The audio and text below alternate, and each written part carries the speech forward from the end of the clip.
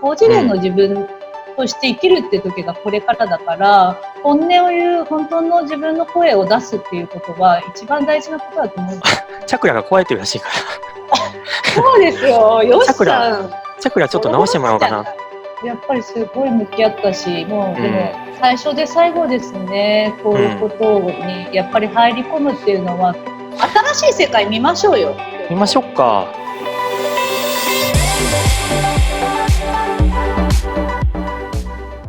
はい、それでは始まりました。スターシードチャンネルということで、よしです。あれ、音が聞こえなくなっちゃった。あ、本当？声が、聞こえた、聞こえた。でもこのままいっちゃおう。このままいっちゃおう。はい。ちょっとね、また大丈夫ですよ。ノーカットできますね。はい。で、今日のテーマまたね、先ほど、なんとなく決めましたけども、失敗について、いこうと思いますけども、やっぱりね、何事も失敗って怖いですよね。僕もやっぱり未だに怖いから、なかなかできないことっていっぱいありますよね。で、とはいえですけど、僕もやっぱいろんな、なんていうかな、こう、講座とかセミナーとかではかっこいいことを言うんですよ。言っても、結局失敗なんて恐れんなとか言うんだけど、でもやっぱ怖いんですよ、未だにね。で、ただやっぱり起業家とか、やっぱり僕ら、なんていうかな、起業家は特にだけど、失敗あってなんぼなんで、人よりもかなりね、失敗をいっぱいやってるんだけど、それでもやっぱり怖いんで、じゃあそのって何から来るのかなっていうのをちょっと今日は話し合ってみようかなと思います。はい。大丈夫ですか？で、ちょっとあきこさん、なんかね、最近なんか失敗したみたいなことを書いてくれてたんで、僕ちょっと楽しかったっていうか、嬉しかったんだけど、それちょっとだけ、それちょっとだけシェアしてもらってもいいですか？僕も後で意見を言いたいと思います。はい。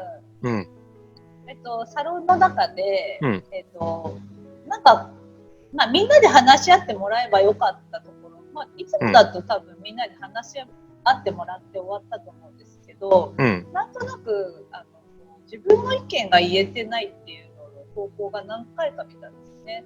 その時に多分みんなで話し合ってもらってもなんとなく自分の意見を言えないままで言っちゃうんじゃないかなってなんとなく直感が来て、それでなんか私入った方がいいんじゃないかなって思ったんですよ。それで入ってミーティングをしたんですね。でその時にちょっと暴走しちゃったんですよね、私。なんかはい、暴走してなんか自分で思い描いてた、要は穏やかに、なんていうのかな、みんなが丸く収まるようにしたかったなと思ってたんですけど、暴走して失敗しちゃったみたいな。なんかね、そこで僕が感じたのは、僕はやっぱりね、今回一期が入会するタイミングでも本当にもう寝る時間もなくいろいろやってたので、全く見てなかったんだけど、でも後でじっくり見たら、なんか全然失敗じゃなかったなと思ったんですよね。で、失敗っていうのは、多分あきこさん的な、なんか愛のなんかそういう意識で言えば、なんていうかな、みんながいろんな意見を出し合って、なんていうの？それをコントロールしなくてもよかったっていう意味の、多分失敗ってことだと思うんだけど、だから、逆に僕は失敗にも全く見えなかったんだけど、なんていうかな、やっぱりそれもやっぱやってみてよかった、結果やってみてよかったなになりますよね、失敗っていうのは。だから、そう考えたら、全く失敗はやっぱりないんだなっていうのが最近のなんか、本当に気づきというか、もう確信かなっていう感じになってきましたね。あと、その辺からやっぱり思ったのが、みんなやっぱり自分の意見がなかなか、やっぱりこのサロンはなかなかね、一番言いやすい場ではあるんだけど、それでもやっぱりたくさんの人が集まってきて、言えないっていう空気もやっぱあったわけですよね。そこに対していろんな意見を逆に言い合いっこできて、よかったなっていうのがすごいあったんだけど、なんだろう。そこにちょっともう一回考えたいのは、その失敗っていうのと自分の意見が言えないっていうのはやっぱり同じじゃないですか。結局、誰かに、なんか迷惑をかける、もしくは、自分、なんか自分軸で完全に生きてたら多分失敗っていうことはないんだろうけど、なかなか、そうはいえ、できないじゃないですかというところだと思うんだけど、ちょっとその辺、なんか、あきこさん的にはどういうふうに考えたらいいんだろう。うん。やっぱりなんだろうな、後々になって失敗したのかなって思ったんですけど、心のままに動いてるだけなんですね。そのまんま自分で今、こうしようって思ったものそのまま行っただけだし、行動しただけなんですよ。これってハイヤーセルフなんですよね。本当にシンプルなんですけど、今日も子供とか見てて、その心のままに動くじゃないですか。心のままに学校行きたくなくて行かないとかやってたんですけど、今日。同じだ。うちもだよね。じゃない、一緒だよね。行かないとか言っても本当にちょっと大変だったけどまあいいや。そう、とにかくそれが、要はそれでね、あと食べたくないもの食べないとか、でね、空気読まないでこう自分の好きなこと言って許されるのが子供なんだけど、なぜか大人になるとそういうことに対して指摘されたりとか、なんでこういうことが大人になるのかなっていう、すごいそれに対してやっぱりそういう世の中だったんだなって今までが要はなんていうのかな、本当のことを言うことによってやっぱり指摘されたりとかね、あと、なんだろうな、やっぱりスターシードの人ってストレートだから、私もなんか今回の件で私本当にスターシードなんて自分でも思ったんですよね。まっすぐなんですよ。まっすぐ、ただまっすぐなだけなんだけど、まっすぐすぎてやっぱりみんなびっくりしちゃったりとか、なんていうのかな、周りの状況とかもよく分からなかったりとかね、あったと思うんだけど、これってでも結局はハイヤーセルフなんですよね。そのまんまの自分でいるっていうことだから、自分の気持ちを言うとか、そのまんまなんていうのかな、なぜにそれに対してなんだろう、いろいろ思ったりするのかっていう、それが今までの世の中だったのかなって感じたんですよね。お互いにだからオープンに思ったことを言ってれば別に誰も何も思わないんですよね。だけど言えない世の中だったから、要はそれは親の今回の件でやっぱりよく見えたのはなんていうのかな、私のことに対してね、今回の件に対して自分がどう感じたかっていうそれぞれの捉え方がすごい、そうだね。そう、それはね、僕も感じましたね。なんていうかな、例えば、僕が見たそのね、いわゆるあきこさんが失敗したっていう動画は全く失敗でもなく、何も逆に感じなかったんですよ。そういう視点では。だけど、中には、なんかそのね、いわゆるちょっとそういうなんていうの、一方的な意見ですよ、みたいなことを思った人もいたわけでしょ。っていうことは、多分、こうあるべきだっていうのが、今までの生まれてきた家庭か、なんか環境かわかんないけど、によって、すごい固定化されてんだなっていうのが見えてきましたよね。いい悪いじゃなくて。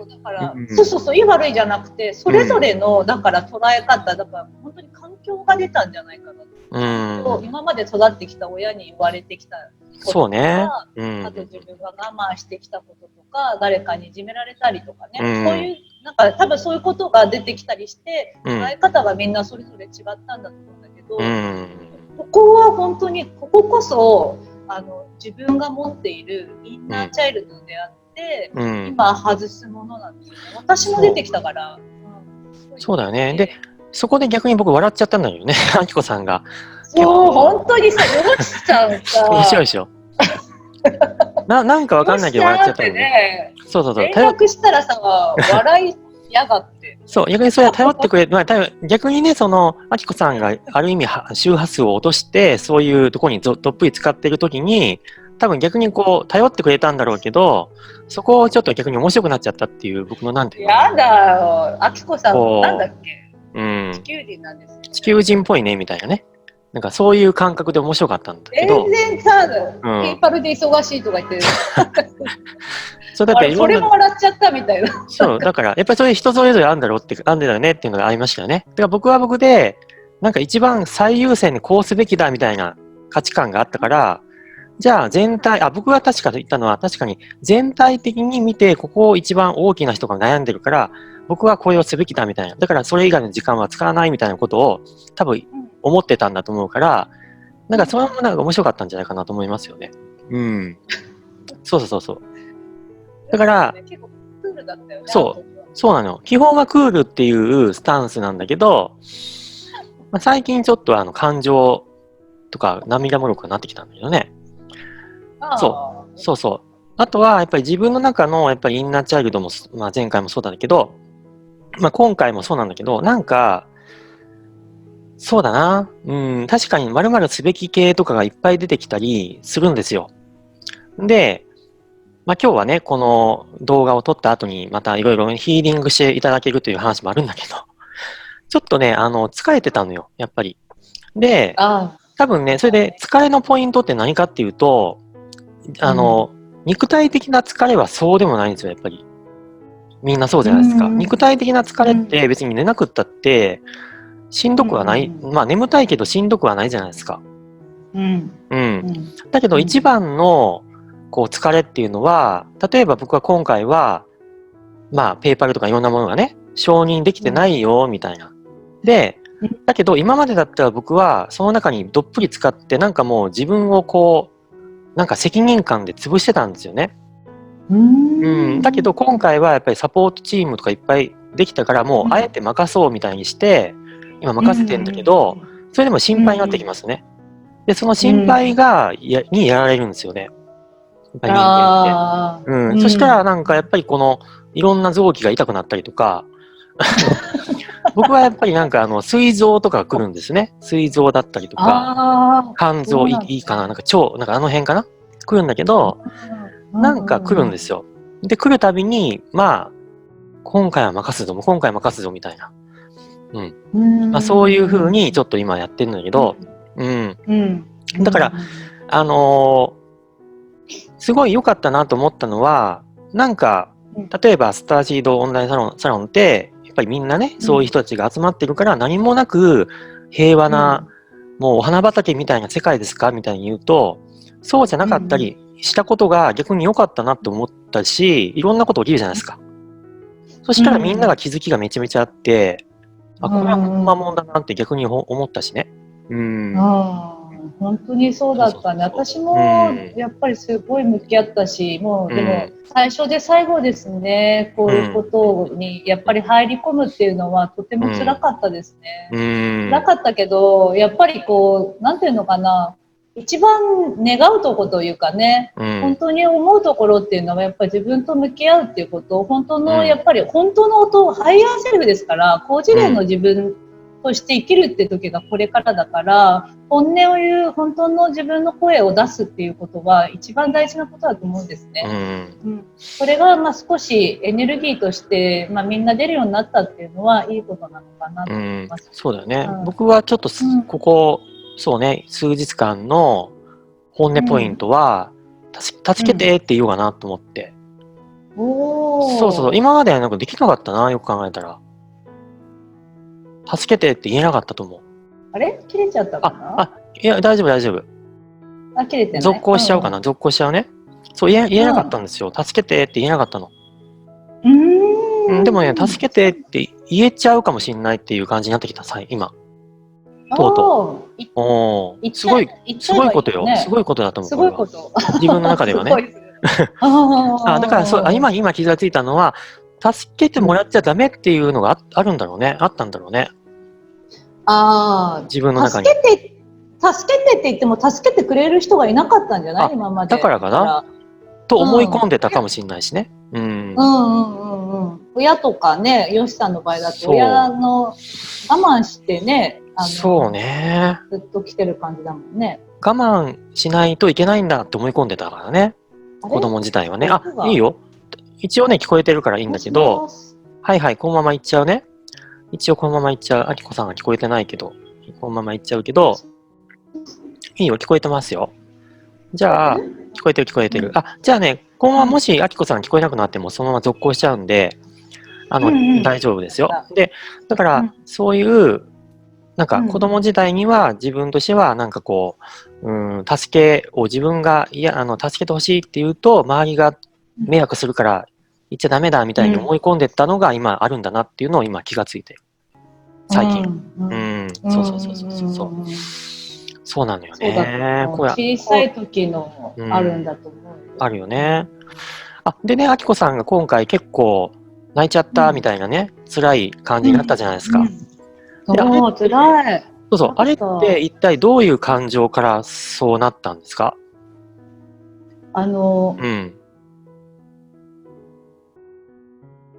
今ね、ちょっと音声が途切れちゃったかもしれないけど。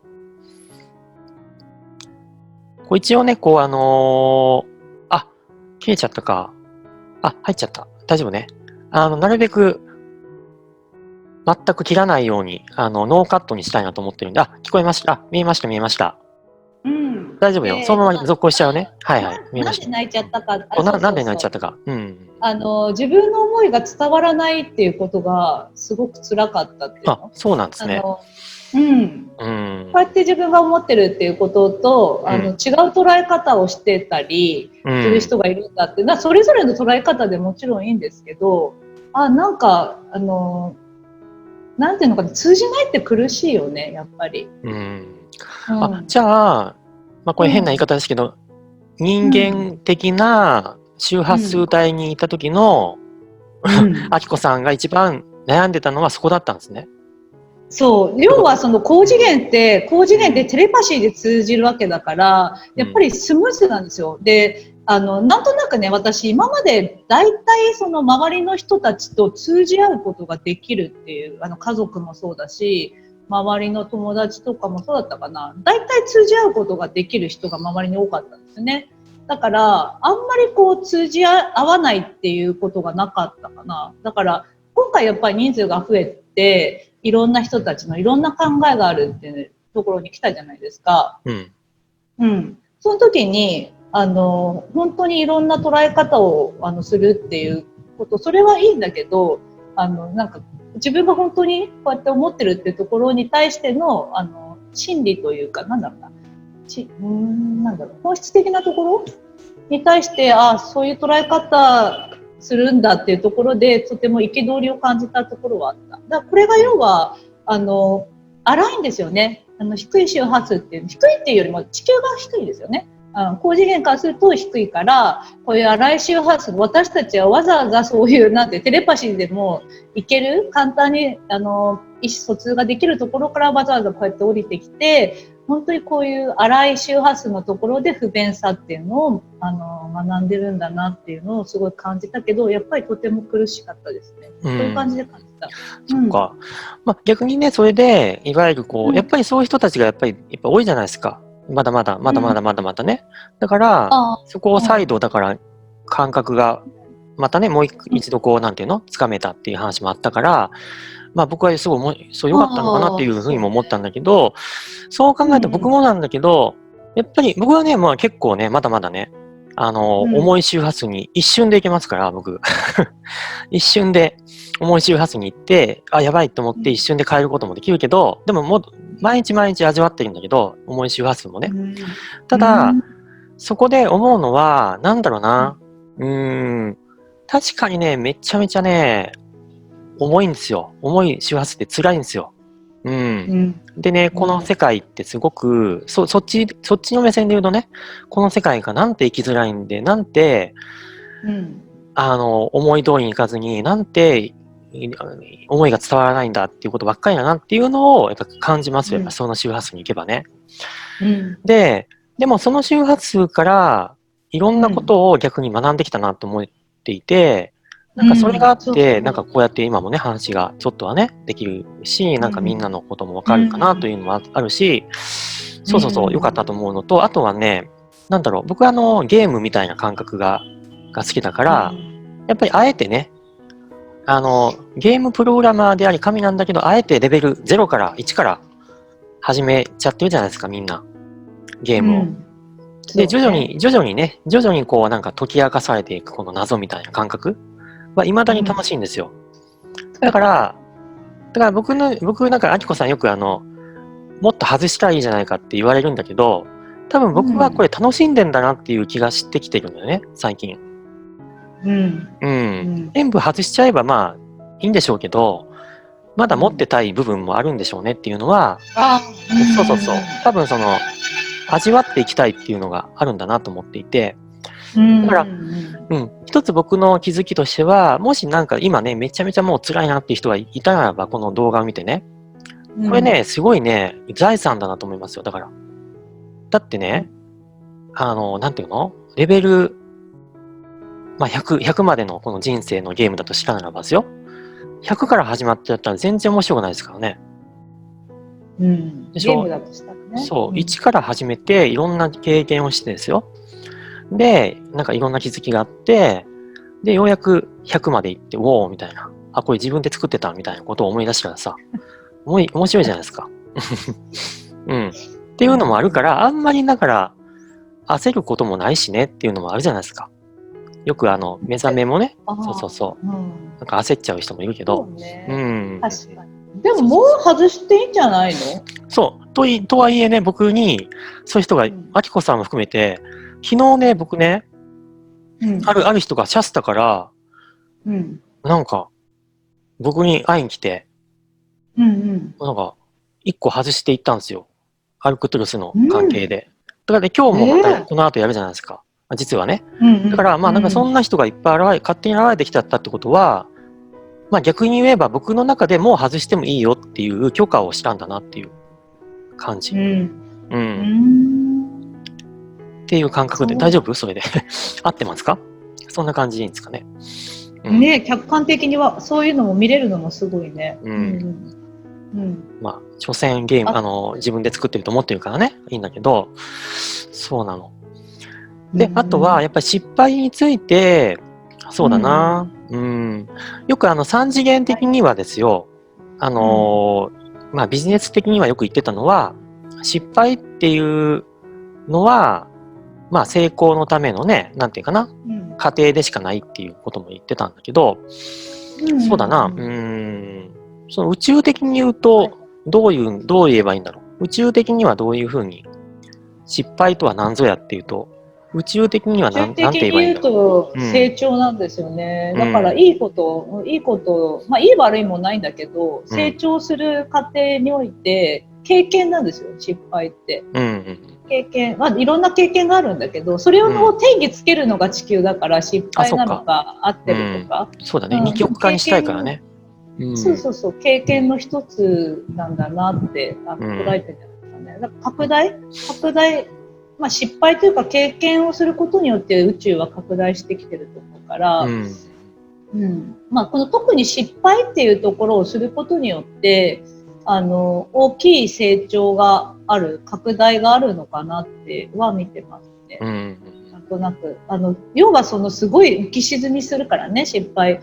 もっとこうすればよかったとか、すればよかったとか考えたり、まあ、自分も含めて周りもね、いろんなことを思ったり、大きいエネルギーの渦としての拡大することなのかなって思いましたね。そうですね。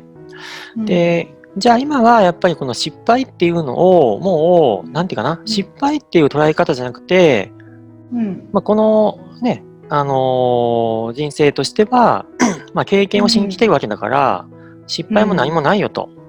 まあ、とにかく宇宙的にはそれを、いろんな体験を楽しんでくださいよっていう感じでいいんですかね。そうですね。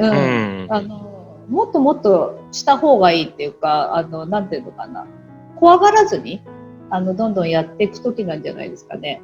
要はもうみんな寛容になってくるから、まあ、私は今回の件でいろんな意見の人たちが出てきたりしてたけど、多分もうちょっと地球は変わってきて、みんなもね、意識の変化が起きてきたりとかしてきた時に、もっともっと寛容で、もっともっとこうオープンに話し合う場、話し合える人たちっていうところの周波数もっともっと上がってくると思うから、なんだろう、それがよりどうやればより良くなるかっていうことの意識の方に向いてくるかな。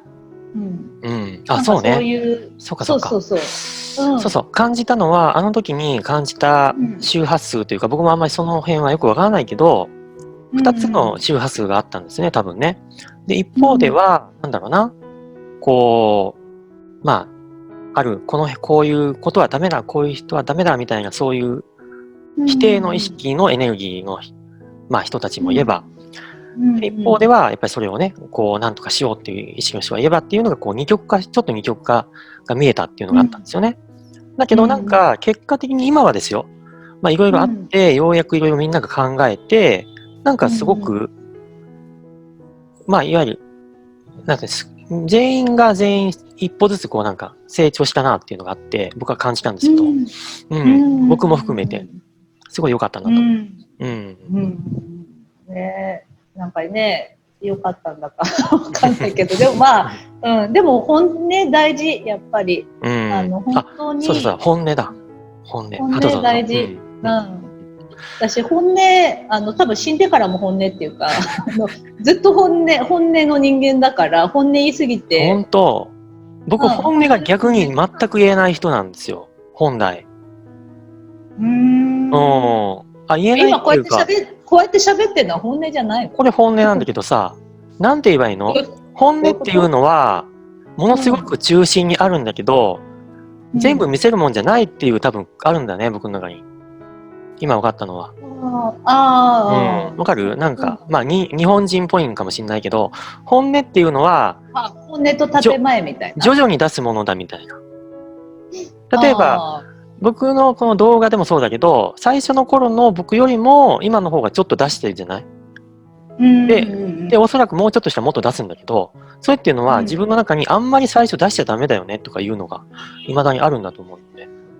そういう人多いのかな。結局、あれかな、日本の集合意識にそういうとこ多いのかな。あると思う。結局今私インドとかに住んでるからみんな本音だよね。まあ裏もあるけど、海外って結構はっきり言うじゃん。そうだね。本音というか、はっきり言わないと生きていけない。言わないと生きていけないみたいなとこあるから、本音で、本音ハイヤーセルフだから、子供も本音じゃん。動物も本音じゃん。そうなのよね。これでいいんですよね。最近僕は、まあ、本音を全くね、こういかにこう隠す人生だったから、自分をね。笑っちゃった。2500個ぐらいの仮面をこう、ブロックしてたってね。それで最近はこのね、やっぱりまあ、スターシードの活動もそうなんだけど、子供によってちょっとね、ブロックを壊されてきてるよ。やっぱり。すごいよね、子供はすごい。で、うちの子もやっぱりまあ、自由すぎる、まあある意味大変すぎる子なんだけど、最近超笑かしてきて、超面白いんだけど、まあとにかくだからそこで、ブロックが取れてきてるんだけど、だから、なんていうかな、で、日本人がすごい僕は重要だと思ってるんだけど、日本人こそそういうブロックが多いじゃない。じゃあ、日本人の集合意識を書き換えたいよねって話ですよね。だからまずは自分だよね。だからもう集合意識を意識するよりも自分なんですよね。私もだから今回、なんかいろいろ思ったのは、要はもうインドに住んでるから、あんまり感覚としては、こういうなんてこともよく分かってない。本音と建前とかもよく分かってないようなところに住んでられるから、そう。だから感覚がよく分かんなくなってたんだけど、こういうところにいたとしたら、これ、だから要はその集合意識書き換えるってことよりも自分の書き換えですよ。もしこういうとこ持ってるとしたら、ここ自分が見ることが要はだって集合意識の一部だし、自分が宇宙作ってるわけだから、すごい影響あるってことですからね。ですよね。だから、まあ僕は僕でこう多分徐々にこう今ね、書き換わってきてるので、多分集合意識も同じように多分パラレルシフトしていくんだろうと思うんだけど、じゃあね、またどうしよう。宇宙からのメッセージもね、やっぱり毎回聞いていきたいんだけど、今回どうだろう。だから失敗に対してかな？失敗？本音っていうこともあるかもね。今すごい来た。本音イコール、本当にソースというか、創造主と直結していますって言ってますね。創造主と本音っていうのは直結していることだから、その、自分自身が直結しているその意識でいるっていうことが、本来の自分の在り方、本来の自分の位置って言います。本音っていうところはそこにつながるみたい。あとは、失敗のことか。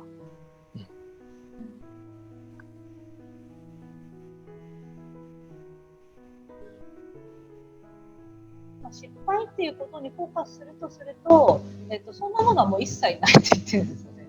一切そんなものは存在しない、本当に地球の独特の観念みたいなんですね。だからそういうものは、まあ、高次元からするとなんか分かんないみたいなんですけど、失敗ってなんだろうみたいな、そうなんだけど、それが本当に地球ならではの観念にあって、それが本当に地球の面白さであったんですよっていう、あなたたちは本当にその楽しさ、なんていうのかな、ああでもないこうでもないっていういろんな枠っていうのを今まで経験してたっていうことに今気がつく時です。そして、そうですね、本当にそういうところから外れているためにね、今回のことが起きた、本当に、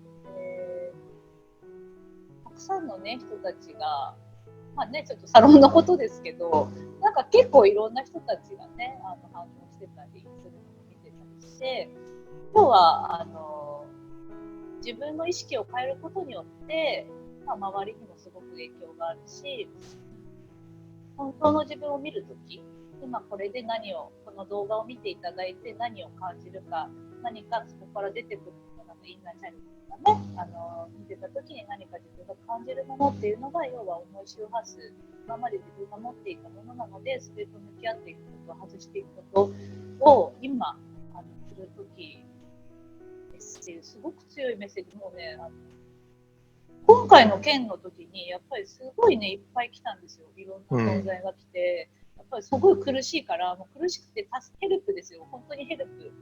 トシさんにヘルプしたらペーパーのこと考えてたから、もう無理だと思って、僕は全くスルーしちゃったもんね。はい、もうよっちゃうと思って、それで高次元にヘルプを頼んでたんですけど、そしたらやっぱりすごいちょっと耐えてじゃないけど、もうちょっと頑張ってっていう感じでよく言われたんですよ。やっぱ要はすごい大事な、ここがすごいポイントなんですって。本当に今変わり目なんですみたいなんですよね。多分皆さんも気づいてると思うけど、宇宙存在アルクトゥルスがかなりもう入ってきてるんですね。そうっていうのはもう本当になんていうのかな、次元が変わってるんですよ。もう本当に確実に変わっていて、で地球の周波数を今上げてる時だから、まあもうかなり上がってきてるんだけど、私たちも一緒に変わっていくわけだからね。これに対して一番ネックになるのが自分自身の重い周波数なんですよ。で、現実化早いですよ。重い周波数持ってると、重い周波数帯の現実化も早いっていうことに今回気づいたから、ここ持ってるとやっぱり進めなくなりますね。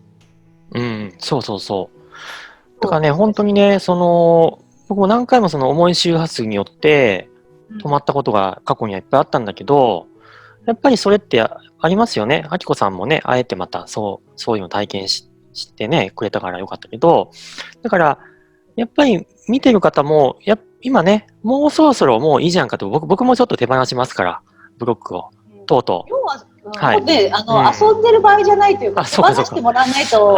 そっか。もうちょっと遊びたかったんだけど、もう手放すか。手放してもらわないと。もういいね。影響があるから。影響があるのね。じゃあ、ちょっと手放します。タイミング来ました。自分の、要は手放してもらわないとね、よしさんもそうだし、今見てる方も手放してもらわないと、もう家族にも影響があるし、周りにも影響があるし、結局宇宙に地球にも影響があるから、だから手放してもらわないと逆に洪水とか起きちゃうよ。そういう感じですよ。そっか。なんかね、とにかくね、ちょっと今ちょっと思ったのは、僕は僕で楽しんでたんだけど、確かにそれを、影響される人もいますもんね。家族とかもね。だから、もうそろそろちょっといいかなっていう感じですよね。確かにね。そう。ってことでしょ。味わったんじゃないだって。超味わったんだけどね。なんていうかな、ちょっと楽しかったんでね、ある意味、俯瞰してみると楽しいんですよ。だから俯瞰しちゃってるから最近。俯瞰すると楽しくなっちゃうじゃない？どっぷり、僕がもしどっぷりだったら、もう早くって思うじゃん。だけど、ちょっと俯瞰しちゃってるから、まあそこも大事でもいいよ。楽しいんだよね。皆さんのペースでいいと思うんですけど、結構影響があるし。影響がね。うん。そうそうそう。まあ幻想ですからね。幻想だからね。別に急いでっては思わないけど、影響があるなって思った。そうだね。まあこういう風にやっぱりそういう話になったってことはやっぱりそろそろそういう時期が来たのかなっていうことですね。新しい世界見ましょうよ。見ましょうか。そうだな。見ましょうよ。なんか僕もちょっとこの後のまたの次回の動画あたりに僕のチャクラが壊れてるらしいから。そうですよ。よしさん。チャクラちょっと直してもらおうかな。そう直してもらう。チャクラ壊れてるのが楽しいんでたのかもしれない。壊れてるのも楽しい。まあいいけど。楽しいでね。うん。そう。地球ならではのね、ものなんだろうけど。まあ、新しい世界も楽しもうよって感じ。まあ、そうします。はい。ということで、今日はなんかね、ちょっと失敗っていう話からいろいろ飛躍してきましたので、またちょっと次回のね、ちょっと動画にまたね、いろいろと出していきたいと思います。はい。ということで、今日もまたではでお別れしましょうか。はい。それでは、では。